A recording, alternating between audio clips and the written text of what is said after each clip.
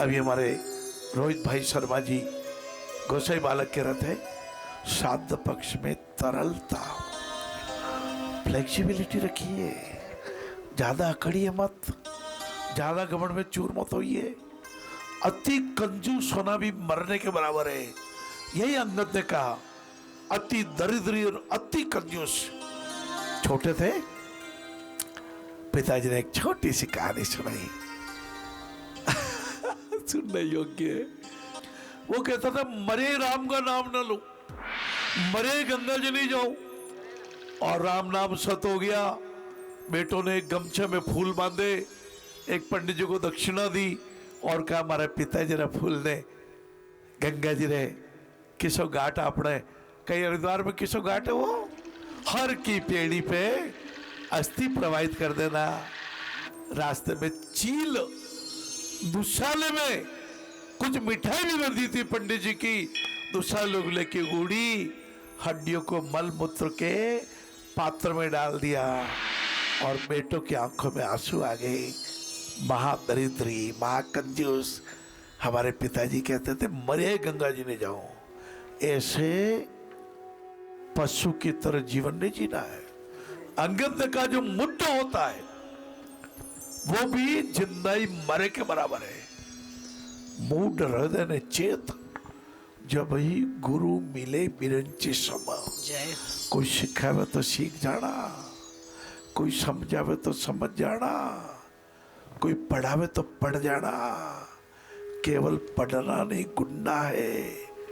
युधिष्ठिर ने कहा था, मेरे को अभी पाठ याद नहीं हुआ, 3 दिन से सत्य बोलूंगा, सत्य बोलूंगा, पाठ याद नहीं हुआ, क्योंकि कभी कभी झूठ निकल जाता है। और 5वें दिन द्रोणाचार्य जी के चरणों में प्रणाम किया, अब मेरे को पाठ याद हो गया। दुर्योधन ने भी पाठ याद किया था। दुर्योधन ने कहा था, मैं धर्म को जानता हूं, मैं जानता हूं धर्म क्या है, पर मेरा व्यवहार नहीं है, मेरा आचार व्यवहार नहीं है, मैं चलता नहीं हूं। मैं उस पर क्यों नहीं चले भाई, चलना चाहिए ना। बोलने के पहले तोलना, इसलिए कि भगवान ने इसीलिए आज्ञा चक्र दिया है, क्या उचित, क्या अनुचित, क्या करना चाहिए, क्या नहीं करना चाहिए।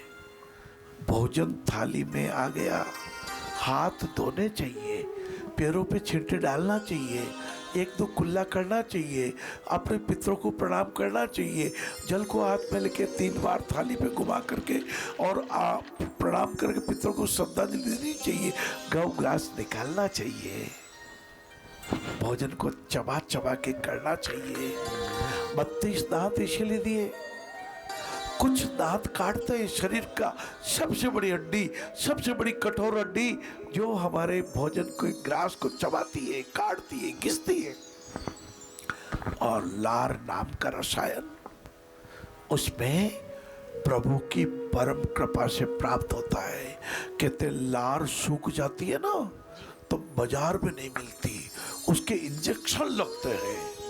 हाँ, लार के इंजेक्शन लगते हैं। जब हमारा B12, एक छोटा सा विटामिन भी कम हो जाता ना, B12 कम आ गया तो पैर में आईटा, बाईटा, कई बोले मेवाड़ी में बाईटा वाला क्या, पैर हुत्तो पैर हो ही गयो। कई कमी है, B12 की कमी है, विटामिन D3 की कमी है, हीमोग्लोबिन 9% रह गया, अब इसको 12% लाना है। उसके लिए प्रातः भ्रमण करना है, उसके लिए कुछ प्राणायाम करना है, कुछ योगासन करेंगे, कुछ हम ध्यान करेंगे, कुछ हमारे यदि हमारे फेफड़ों में कोई दिक्कत है तो दीर्घ श्वास, लंबी श्वास लेंगे और लंबी श्वास छोड़ेंगे, अनुलोम विलोम करेंगे, कपालभाति करेंगे। ये बाबू जीवन जीने के सूत्र है।